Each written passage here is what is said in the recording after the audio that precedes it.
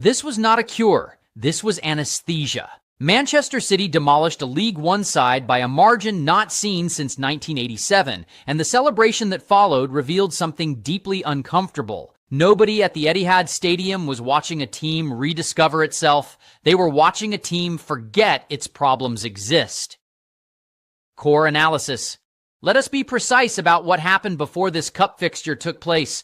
3 Premier League matches in 7 days, 3 draws, 6 points surrendered, a title race slipping from grip with each passing whistle, Arsenal pulling away, the gap widening, questions multiplying. The entire January narrative for Manchester City had been written in red ink before they ever walked out to face third-tier opposition. And then this happened. A double-digit scoreline, names appearing on the score sheet who rarely feature, debuts, milestones, a midfield general finding the net for the first time in 20 months. Everything that could go right went right. Everything that looked broken suddenly appeared fixed. This is the hidden consequence nobody is discussing. The danger of overwhelming victory against vastly inferior opposition is not complacency in the traditional sense. It is something more insidious. It is the false sense of conclusion. The psychological trick that tells a squad, a coaching staff, and an entire fan base that a problem has been solved simply because the symptoms disappeared for 90 minutes. But let us examine what actually occurred here with the precision it deserves. Manchester City entered this fixture with significant injury concerns at the heart of their defense. 3 senior center backs unavailable. A young defender who had been recalled early from a loan spell suddenly thrust into first-team responsibility. These are not problems that vanish because a third-tier side failed to exploit them. These are structural weaknesses that remain exactly as they were the moment the final whistle sounded. The reality is brutal. Exeter City lacked the quality to test the very things that need testing. They lacked the movement to expose a makeshift defensive partnership. They lacked the composure to capitalize on moments of uncertainty. They lacked, quite simply, everything that Premier League opposition possesses in abundance. And so the injuries did not matter. The frailties did not show. The cracks remained hidden beneath a scoreline that told the world everything was fine. This is how cycles of denial perpetuate themselves in football. A team suffers genuine setbacks against genuine opposition. They fail to find the killer instinct against Chelsea. They surrender late momentum against Brighton. They see leads evaporate because something fundamental has shifted in their competitive edge. And then the cup draw provides relief. Lower league opposition arrives like a prescription. Double digits follow like a sedative. And the hard questions get postponed for another week, another month, another crisis. Consider the psychological mechanism at work here. When a team struggling for form encounters vastly inferior opposition, 2 outcomes are possible. The first is that the mismatch fails to provide any meaningful confidence boost because the players understand, consciously or otherwise, that the challenge was artificial. The second is that the mismatch creates a dangerous illusion of competence that papers over genuine problems. Manchester City now face the second scenario in its most extreme form. The margin of victory was so absolute, so comprehensive, so historic that it becomes almost impossible for the internal conversation to remain focused on what went wrong in recent weeks. The narrative has been hijacked. The talking point has shifted. Suddenly, the story is about milestones reached, debuts celebrated, records equaled. The story about dropping 6 points in 7 days against Premier League opposition has been pushed to the margins, and here lies the hidden consequence. When Manchester City return to league action, they will do so with the warm glow of this result still present. The footage will circulate, the statistics will be quoted.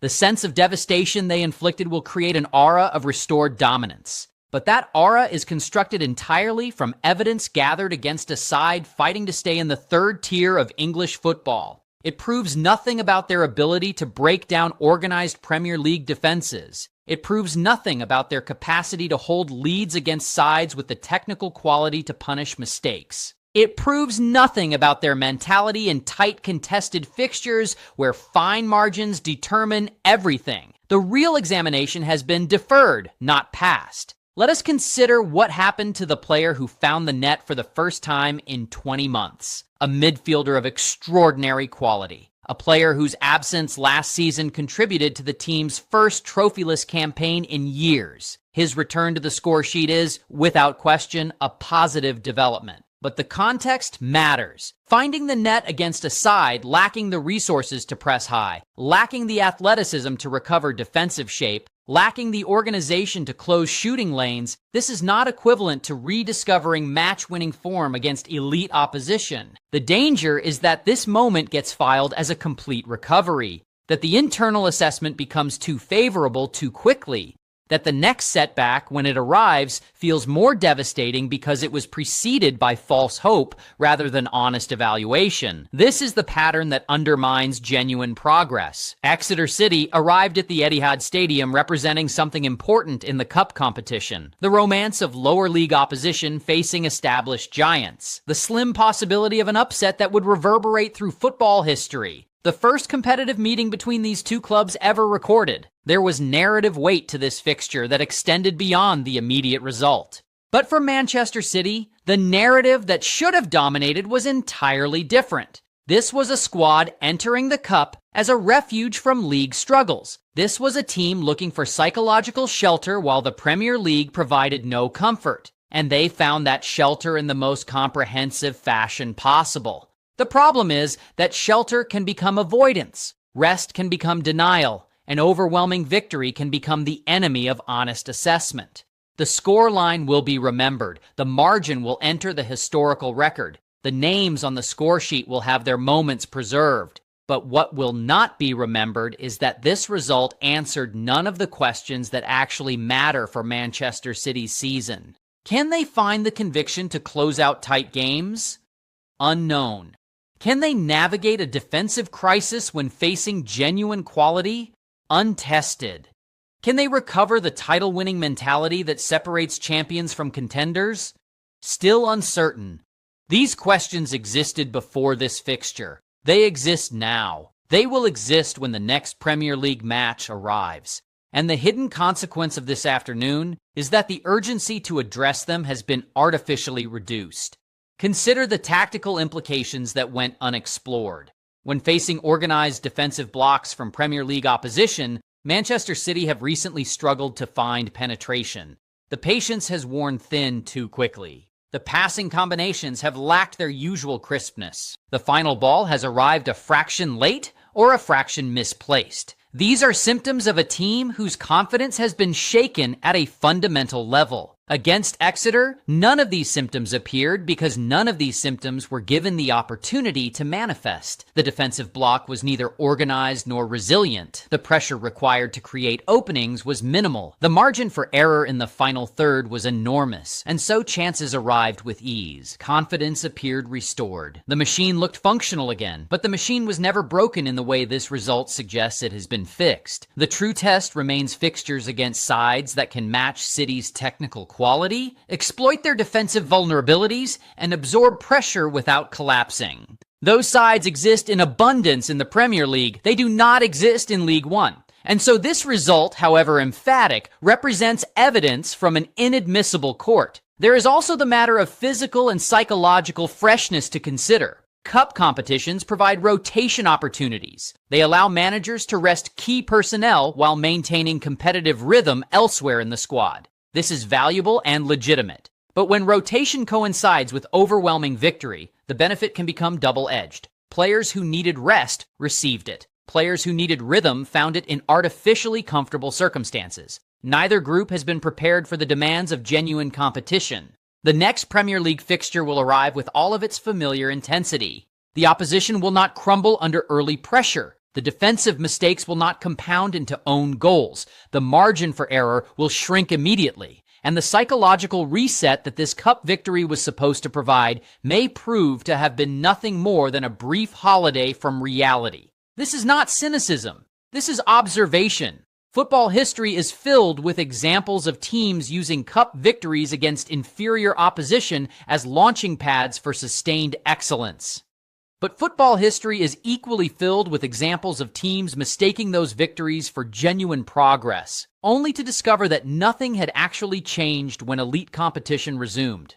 The difference lies in internal honesty. If Manchester City's coaching staff and players treat this result as exactly what it was, a comfortable afternoon against a side lacking the tools to compete, then the hidden consequence can be avoided. The conversations that need to happen can still happen. The adjustments that need to be made can still be made. The crisis, such as it was, can be addressed with the seriousness it requires. But if this result becomes the narrative, if it becomes the story that gets told about January's turning point, if it becomes the evidence cited when anyone asks whether the title challenge remains alive, then something important will have been lost. The truth will have been buried under the weight of a scoreline. And when the truth eventually resurfaces, as it always does in football, the reckoning will be more severe for having been delayed. Manchester City are not fixed. They are numb, and numbness, while comfortable, is not the same as health. The cup continues. The league resumes. The Champions League waits. The fixtures accumulate with relentless indifference to what happened on this particular afternoon. Somewhere in the coming weeks, Manchester City will face a test that cannot be avoided, an opponent who does not fear them, a match where early pressure does not yield instant reward, a situation where defensive frailty meets attacking quality. And in that moment, the truth about where this team actually stands will emerge with clarity that no cup scoreline can obscure. The question is whether they will arrive at that moment having done the necessary work in the interim, or whether they will arrive having spent the intervening days celebrating a victory that meant far less than its margin suggested. The hidden consequence of this afternoon extends beyond psychology. It touches recruitment. It touches tactical planning. It touches the internal assessment that shapes every decision between now and the end of the season. If this result creates complacency at any level of the organization, if it slows the urgency to address genuine problems, if it softens the edge that elite competition demands, then its impact will be felt long after the cup run itself has concluded. Exeter City played their part in football's oldest cup competition. They traveled to face a side from a different universe of resources and expectations. They provided opposition that, while inadequate, was never less than committed. Their supporters witnessed history, however painful. Their players experienced the summit of the English game, however briefly. But for Manchester City, this fixture should serve as nothing more than a footnote. A comfortable afternoon in a demanding season. A chance to rotate personnel and accumulate minutes. An opportunity to move into the next round without incident. The mistake would be to let it become anything more than that. Final verdict. The most dangerous thing a struggling team can do is find permission to stop asking difficult questions, and Manchester City just gave themselves exactly that permission.